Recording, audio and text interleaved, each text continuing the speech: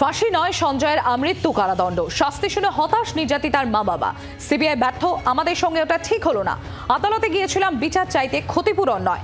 CBI আমাদের ফোনটুকুও ধরছে না। আদালতের পর্যবেক্ষণে সিবিআই তদন্তের দাবি করেছিলাম, আদালত সিবিআইকে তদন্ত করতে বলেছে। জি 24 ঘন্টা এক্সক্লুসিভ নির্যাতিতার বাবা। কেন্দ্রীয় গোয়েন্দাদের ভূমিকায় হতাশ নির্যাতিতার বাবা।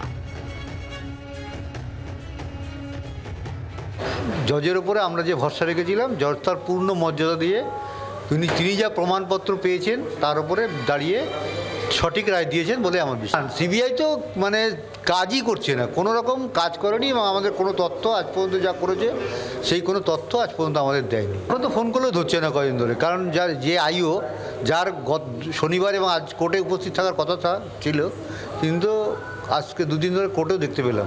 সিবিআই তার ঠিকমতো তথ্য প্রমাণ পেশ করতে পারেনি বলেই সঞ্জয়ের ফাঁসি হয়নি। ক্ষতিপূরণ চাইতে আমরা কোর্টে যাইনি, আমরা কোর্টে গেছি বিচার চাইতে এবং বিচার চেয়েছি ওনার কাছে, সেটাই আমি বলেছি।